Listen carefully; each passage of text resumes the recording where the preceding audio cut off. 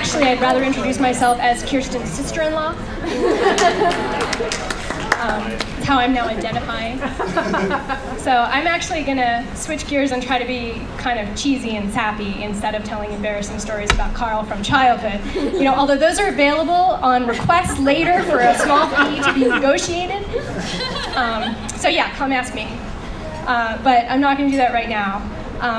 So I just want to say that I'm part of the family that Carl was born into. And by the way, I've written this down just so that I don't actually veer off into those embarrassing stories, that I keep to the script. So I'm part of the family that Carl was born into. And I just wanted to take these couple of moments to express how absolutely thrilled I am at the family that Carl has chosen for himself. The day after I met Kirsten, actually, all of my friends were asking me, so what'd you think of the girlfriend? What'd you think of her? And instantly, without even thinking, I would say, he'd better marry her.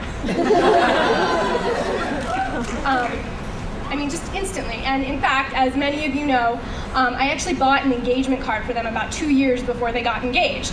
And I would bring it with me whenever I knew I was going to see them, thinking maybe they're going to announce something. You know, my parents flew out to California, and I thought, oh, maybe he encouraged them to visit because they were going to announce. And then, you know, he and Kirsten came out to Pennsylvania to meet the high school friends and my grandmother, and I thought, oh, they're going to announce. So I kept lugging this card around all over the place. The card is probably as well traveled as I am. But, you know, I was just so excited. And then I also was so excited about the idea they would get married that a few months after I bought the engagement card, I also bought them a wedding card. So that one also I have with me today. And it's a little worn because, as I said, I've been carrying them around with me for quite some time.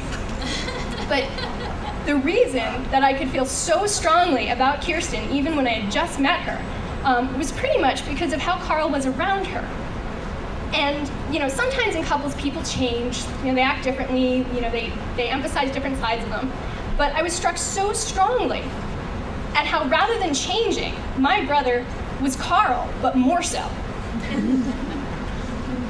Now, I've loved and admired Carl all of my life. And it's pretty much fairly obvious to anyone who knows me at all that Carl has always been my favorite person in the world. And that's even beating out people like Joss Whedon, and you know, which is saying a lot if you know about me, and as my dinner companions had heard me go on and on about Joss Whedon. But Carl has always pretty much been my favorite person in the world. So, you know, I've had a lifetime of getting to know Carl. I know all his different sides. I have seen all his strengths, all of his good points.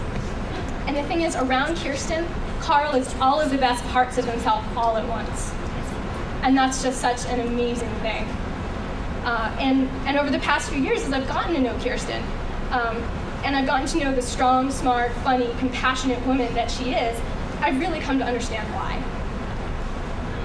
So Carl, I just want to take a moment to thank you for bringing Kirsten into our lives, for giving me a sister, such a wonderful sister. And Kirsten, thank you so much for joining our family. We love you so much. And despite our kind of craziness, I think you'll fit in with us, and we really do love you. So if everyone could just join me once again in wishing Carl and Kirsten all the happiness they found together for the rest of their lives, and all the happiness that they bring. Congratulations. We're using your glasses. Cheers, man.